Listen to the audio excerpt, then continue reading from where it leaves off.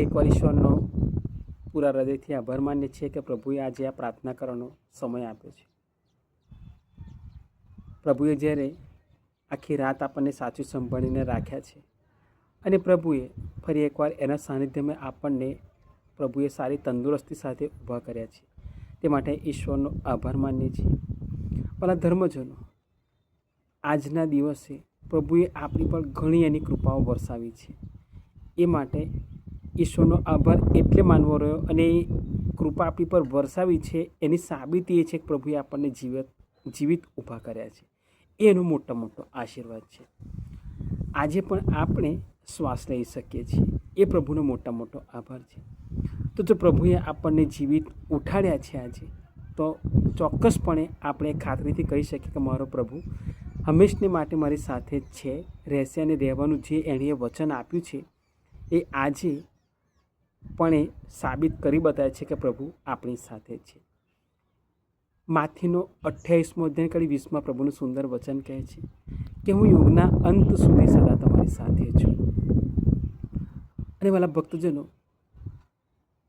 માથીનો 18મો અધ્યાય કડી 19માં પ્રભુનું સુંદર વચન કહે છે કે પૃથ્વી પર 2 જણ કંઈ પણ માગણી કરવામાં એકમત થશે તે પ્રાર્થના હું સાંભળીશ.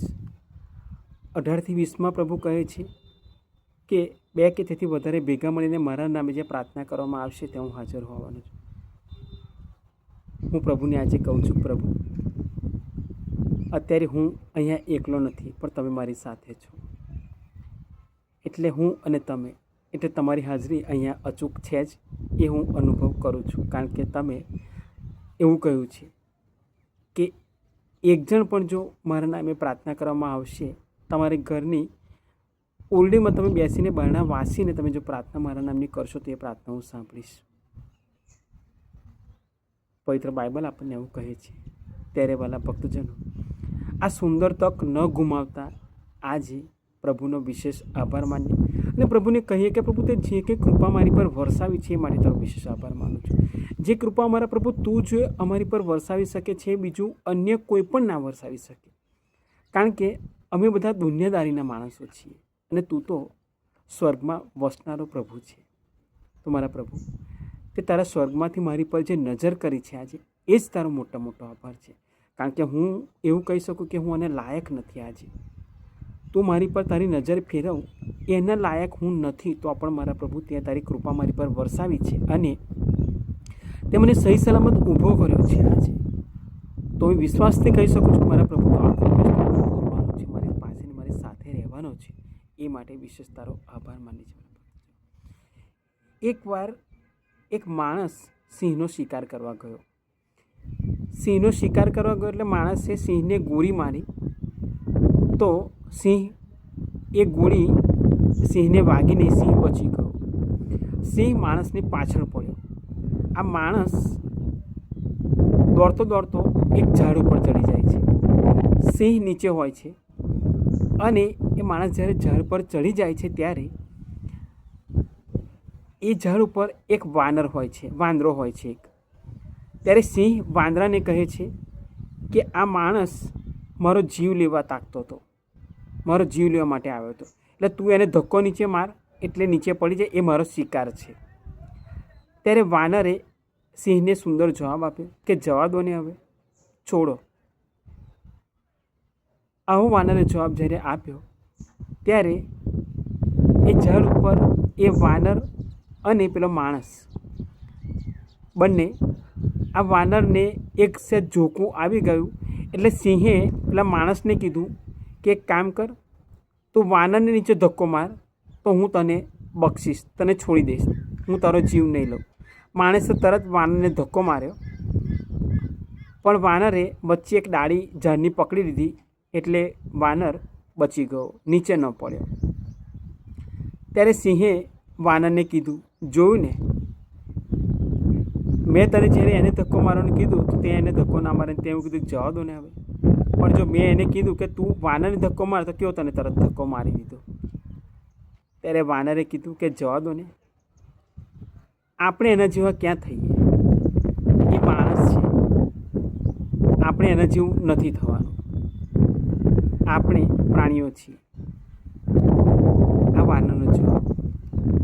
આજના શુભ સંદેશમાં પ્રભુ ઈશુએ આપણને શુભ સંદેશ મનન ચિંતનનો જે વિષય આપ્યો છે વાલા ભક્તજનો, એ વિષય માથીનો 11મો કડી 20 થી 24. આમાં 20મી કડીમાં પ્રભુ શું કહે છે સાંભળો. ત્યાર પછી જે શહેરોમાં ઈસુના ઘણા ખરા ચમત્કારો થયા હતા તે શહેરોને એમણે સખત ઠપકો આપવા માંડ્યો, કારણ તેમનો જીવન પલટો થયો ન હતો. આ પ્રભુનું વચન છે. માથીનો 11મો કડી 20 થી 24, એમાં 20મી કડીમાં આ ઉલ્લેખ કરેલો છે. પ્રભુએ ઘણા ચમત્કારો બધાના જીવનમાં કર્યા. પ્રભુએ બધી જ જગ્યાએ ચમત્કારો કર્યા. એમાં લખેલું છે કે અરે રો ખોરાજીન, અરે રો બેતસદા, તમારે ત્યાં જે ચમત્કારો થયા તે જો તૂર અને સીદોનમાં થયા હોત તો એ શહેરોએ ક્યારના સૂક્યા કપડાં પહેરી અને રાખ છોડીને જીવન પલટો કર્યો હોત. આ બેતસદા, સીદોન, ખોરાજીન એને આપણે અત્યારે એક સાઈડ પર મૂકીએ. એની જગ્યાએ આપણે આપણી જાતને મૂકીએ. પ્રભુએ મારા જીવનમાં કેટલા ચમત્કારો કર્યા છે. પ્રભુએ જે અશક્ય હતું એ મારા જીવનમાં એને શક્ય કર્યું છે અને એને સાબિત કરી બતાવ્યું છે કે હું તારી સાથે છું. આપણા જીવનમાં પ્રભુ અનેકવાર એવા ઘણા ચમત્કારો પ્રભુ કરે છે કે જે આપણે કદી એની કલ્પી નથી શકતા. પવિત્ર બાઇબલ એવું કહે છે કે જો મેં તારી પાસેથી એ કંઈક વસ્તુ લઈ લીધી હોય તો તું એનો અફસોસ ન કરીશ.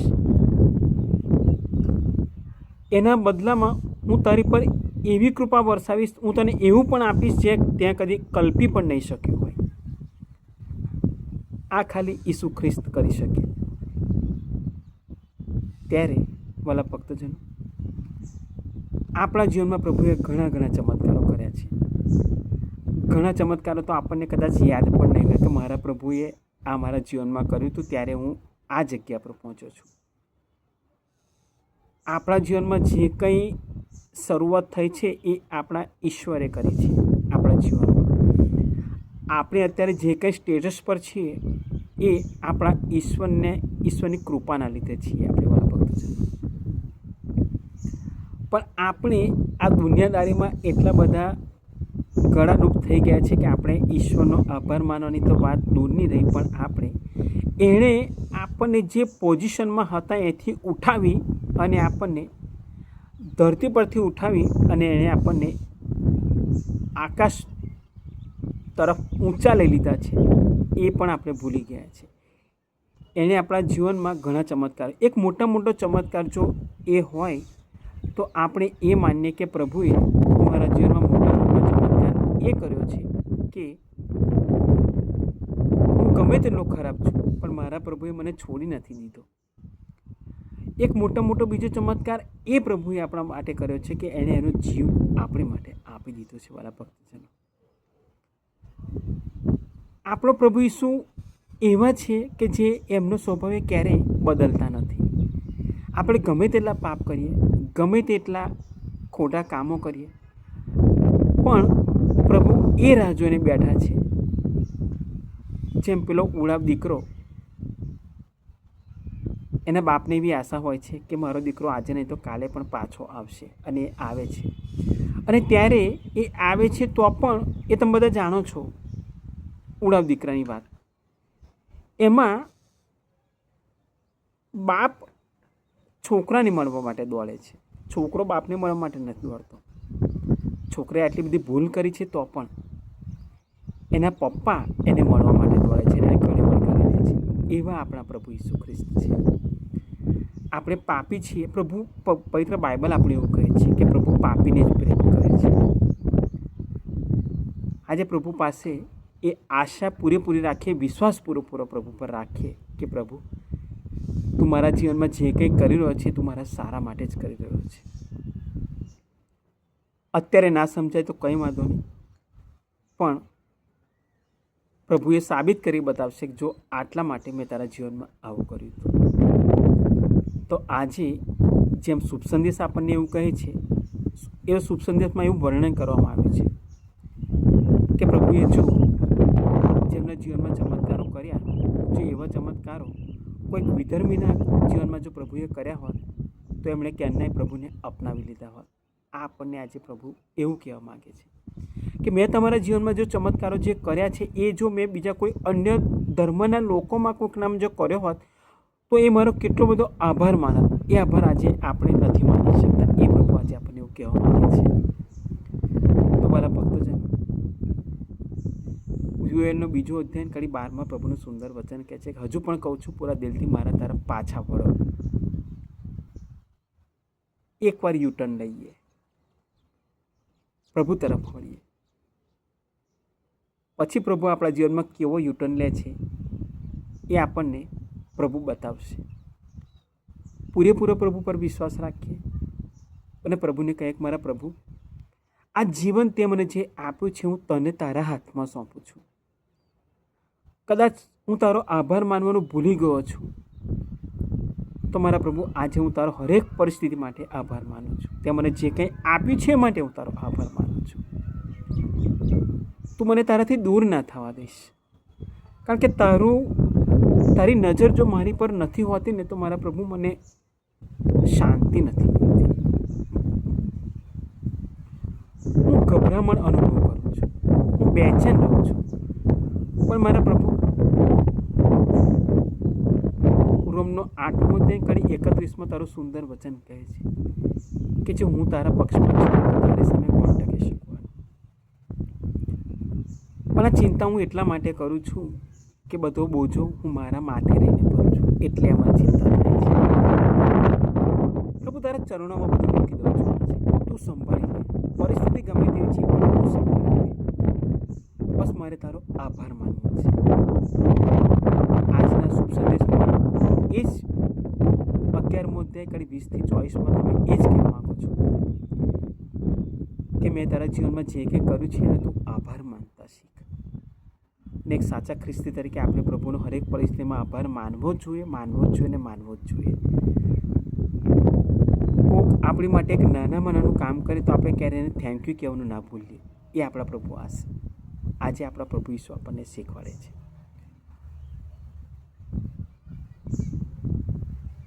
પ્રભુ મારો એક સાથી છે, મારો એક સાથી છે. પ્રભુ મારો એક સાથી છે, મારો એક સાથી છે. રહેજો મારી સંગ પ્રભુ, રહેજો મારી સંગ પ્રભુ. ચાલો મારી સંગ પ્રભુ, ચાલો મારી સંગ પ્રભુ. પ્રભુ મારો એક સાથી છે, મારો એક સાથી છે. ચાલો મારી સંગ પ્રભુ, રહેજો મારી સંગ પ્રભુ. ચાલો મારી સંગ પ્રભુ,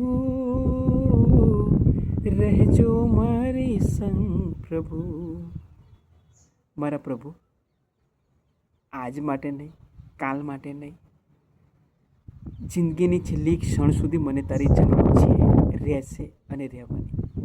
હંમેશની માટે મારા પ્રભુ મારી પાસે મારી સાથે રહેજે. મારા